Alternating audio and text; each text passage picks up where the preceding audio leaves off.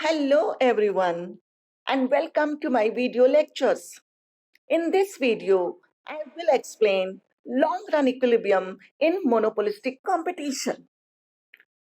देखिए long run equilibrium condition in monopolistic competition की शुरुआत हम मोनोपोलिस्टिक कंपटीशन की मीनिंग से करेंगे। मोनोपोलिस्टिक कंपटीशन के टू इंपॉर्टेंट फीचर्स हैं, टू इंपॉर्टेंट कैरेक्टरिस्टिक्स हैं और वही उसकी डेफिनेशन भी है। Number one, many sellers.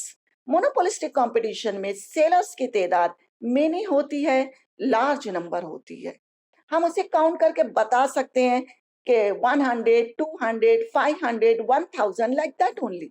लेकिन ये परफेक्ट कंपटीशन के लार्ज नंबर से कम और फ्यू से ज्यादा होती है।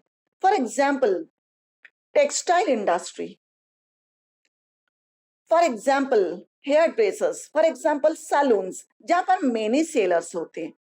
दूसरी कैरेक्टरिस्टिक प्रोडक्ट डिफरेंशिएशन की है। इट मींस हर फर्म एक ऐसा प्रोडक्ट बनाती है जो कि समवट डिफरेंट होता है उसके कॉम्पिटिटर्स से। उसका shape, size, colour, design, texture, कहीं ना कुछ फर्क तो होगा। फॉर एग्जाम्पल क्लॉथ मार्केट, आप किसी भी शॉप पर जाइए, एक से दूसरी, एक कॉर्नर से दूसरी कॉर्नर की शॉप पर जाएं, आपको हर शॉप का कपड़ा जो है किसी ना किसी वजह से अलग लगेगा, या तो उसका कलर, डिजाइन, टेक्सचर, क्वालिटी, कहीं ना कुछ फर्क रहेगा।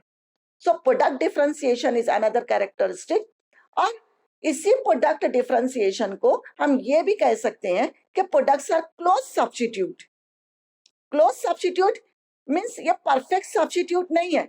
हर फर्म के प्रोडक्ट में, उसकी सर्विसेज में कहीं ना कुछ फर्क जरूर है, और फर्क है मीन्स प्रोडक्ट डिफरेंशिएशन।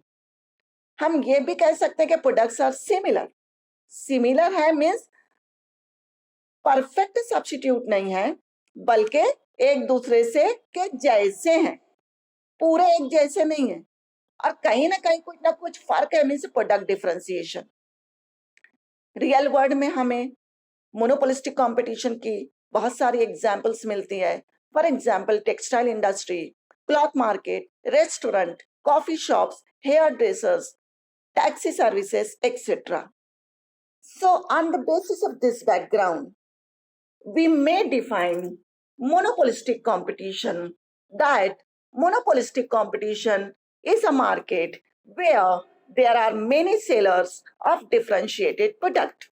और यही तो कैरेक्टरिस्टिक मेनी सेलर्स और प्रोडक्ट डिफरेंशिएशन मोनोपोलिस्टिक फर्म के डिमांड कर्व को निगेटिव शेप देती हैं। उन फर्म्स का डिमांड कर्व डाउनवर्ड स्लोप होता है और ये मोर इलास्टिक होता है। इट मींस दैट अगर एक फर्म अपनी प्राइस को कम करती है तो वो अपने कॉम्पिटिटर के लार्ज नंबर ऑफ बायर्स को अट्रैक्ट कर लेती है, बट नॉट ऑल, क्योंकि बहुत सारे कंज्यूमर्स ऐसे भी होते हैं जो प्राइस के बढ़ने पर भी इसी कमोडिटी को खरीदते हैं, वही उनकी चॉइस होती है। इसी तरह एक फर्म अगर अपनी प्राइस को बढ़ा देती है, इंक्रीज करती है, तो वो लार्ज नंबर ऑफ कस्टमर्स, तो उसके लार्ज नंबर ऑफ कस्टमर्स दूसरी शॉप पर मूव हो जाते हैं, but not all. Brand preference की बेस पर या चॉइस प्रेफरेंस की बेस पर बहुत से कस्टमर्स हाई प्राइस पर भी उसी कमोडिटी को खरीदते हैं। तो इस तरह मोनोपोलिस्टिक कंपटीशन में डिमांड कर्व जो कि एआर कर्व होता है वो डाउनवर्ड स्लोपिंग होता है और मोर इलास्टिक होता है। लॉन्ग रन इक्विलिब्रियम कंडीशन को समझने के लिए जरूरी है कि हम शॉर्ट रन इक्विलिब्रियम कंडीशन को रिवाइज करें। शॉर्ट रन में प्रॉफिट वहां पर मैक्सिमम होगा जहां मार्जिनल रेवेन्यू मार्जिनल कॉस्ट के बराबर हो जाए या मार्जिनल कॉस्ट मार्जिनल रेवेन्यू के बराबर रहे। ये मोस्ट इंपॉर्टेंट कंडीशन है। और दूसरी कंडीशन के marginal cost must cut MR curve from below and after cutting it must rise. और ये दोनों कंडीशन फुलफिल होती हैं, look at the figure, point ई पर। और उसी से अगर हम ऊपर चले जाएं पॉइंट ए तक, तो हम अपना ए आर डिफाइन कर सकते हैं कि इक्विलिब्रियम पॉइंट ई के हिसाब से क्यू ए हमारा ए आर है और क्यू टी हमारी कॉस्ट है। इट मीन्स फर्म्स को सुपर नॉर्मल प्रॉफिट मिल रहा है। जिसे हम इकोनॉमिक प्रॉफिट भी कह सकते हैं या एबनॉर्मल प्रॉफिट्स। लेकिन लॉन्ग रन में ये सुपर नॉर्मल प्रॉफिट खत्म हो जाएगा। This is due to free entry and exit in monopolistic competition. Monopolistic competition में इजी एंट्री होती है, चीप एंट्री होती है, क्योंकि यहाँ पे लार्ज नंबर या मेनी सेलर्स होते हैं और हर एक का कंट्रीब्यूशन टोटल मार्केट सप्लाई में कम होता है। तो look at the figure, short run की फिगर है ये, कि फर्म्स को इकोनॉमिक प्रॉफिट हो रहा है, सुपर नॉर्मल प्रॉफिट हो रहा है। लेकिन इस सुपर नॉर्मल प्रॉफिट की वजह से नई फर्म्स चाहेंगी कि वो मार्केट में एंटर हो और वो भी अपना प्रोडक्शन यूनिट डालें। और जब नई फर्म्स मार्केट में एंटर होती हैं और उनके प्रोडक्शन की वजह से ओल्ड फर्म्स का प्रोडक्शन, न्यू फर्म्स का प्रोडक्शन, तो टोटल सप्लाई मार्केट का बढ़ जाता है और प्राइस कम हो जाती है। और इस वजह से प्राइस के कम होने से AR कर्व शिफ्ट हो जाता है from right to the left, या हम ये कह सकते हैं कि there is a downward shifting of the demand curve. दूसरी तरफ ऐसा होता है कि ढेर सारी फर्म्स के आने की वजह से, नंबर ऑफ फर्म्स के बढ़ जाने की वजह से फैक्टर्स ऑफ प्रोडक्शन की प्राइसेस बढ़ जाती है और इस वजह से कॉस्ट भी बढ़ती है और कॉस्ट कर्व अपवर्ड शिफ्ट हो जाता है। और ये प्रोसेस उस वक्त तक कंटिन्यू रहता है जब तक AR AC के बराबर ना हो जाए। Look at the figure B. Figure B में देखेंगे कि इक्विलिब्रियम कंडीशन के मुताबिक E जो है वो इक्विलिब्रियम पॉइंट है और A जो है वो पॉइंट है जहां पर एवरेज रेवेन्यू एवरेज कॉस्ट के बराबर है और फर्म्स को नॉर्मल प्रॉफिट हो रहा है। सो लॉन्ग रन में AR कर्व मोर इलास्टिक हो जाता है क्योंकि मार्केट में number of substitutes, number of competitors बढ़ जाते हैं। So long run equilibrium condition जो है वो ये कि marginal revenue is equal to marginal cost and average revenue is equal to average cost. Figure B में पॉइंट A वो पॉइंट है जहां पर एवरेज रेवेन्यू एवरेज कॉस्ट के बराबर है और फर्म्स को सिर्फ नॉर्मल प्रॉफिट हो रहा है। Take it another way, look at the figure A। Figure A short run equilibrium की कंडीशन को बताती है कि फर्म्स को इकोनॉमिक लॉसेस हो रहा है, मगर मोनोपोलिस्टिक कंपटीशन में फ्री एंट्री एंड एग्जिट है।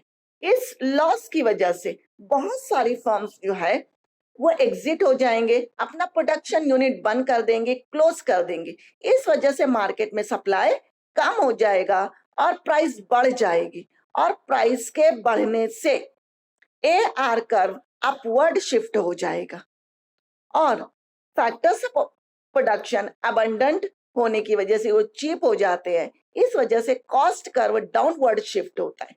इस तरह टू वे एडजस्टमेंट होता है यहाँ पे, एक तो upward shifting of the demand curve and downward shifting of the cost curve. और ये प्रोसेस उस वक्त तक कंटिन्यू रहता है जब तक टोटल लॉसेस एलिमिनेट ना हो जाए, खत्म ना हो जाए और फर्म्स को नॉर्मल प्रॉफिट होता है। फिगर में देखिए पॉइंट C जो है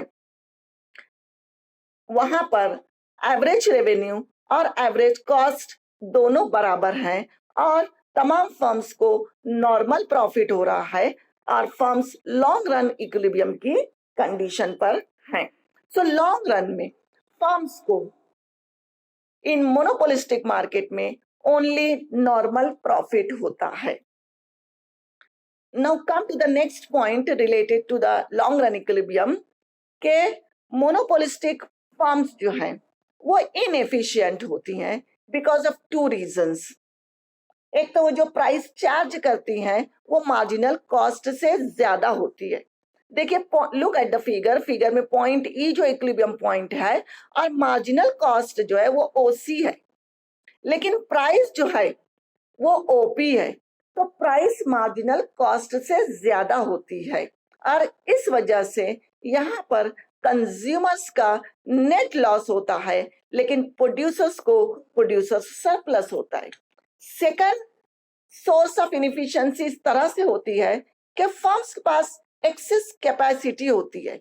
firms minimum point of LAC तक प्रोडक्शन नहीं करते। हमारा minimum point of LAC point S है, लेकिन पॉइंट आर तक ही फर्म्स का प्रोडक्शन है, जहां पर A R is equal to A C है। इट मीन्स फर्म्स अपने रिसोर्सेज का फुल यूटिलाइजेशन नहीं करती हैं और उनके पास एक्सेस कैपेसिटी होती है। एक्चुअली मोनोपोलिस्टिक मार्केट में डिमांड कर्व डाउनवर्ड स्लोपिंग होता है, and in the long run this leads to excess capacity. Last point, monopolistic competition में लॉन्ग रन में फर्म्स नॉन प्राइस कंपटीशन करती हैं। हर फर्म चाहती है कि उसका ब्रांड नेम बहुत बड़ा हो, कंटिन्यूअस वो प्रोडक्ट में डिफरेंशिएशन करते रहती हैं, उसमें चेंजेस लाते रहती हैं, न्यू न्यू इनोवेशन करते रहती हैं, कस्टमर्स को गुड सर्विसेज देती हैं, गुड लोकेशन पे, प्रेफरेंशियल लोकेलिटी पर, प्रेस्टिजियस लोकेलिटी पर वो अपने प्रोडक्ट को हाई प्राइस में भी बेच देती हैं, कंटिन्यूअस एडवर्टाइजमेंट करती हैं, सेल्स प्रमोशन मेजर्स लेती हैं ताकि उनका सेल बढ़े। So this was about the long run equilibrium in monopolistic competition. Thank you very much. Happy learning.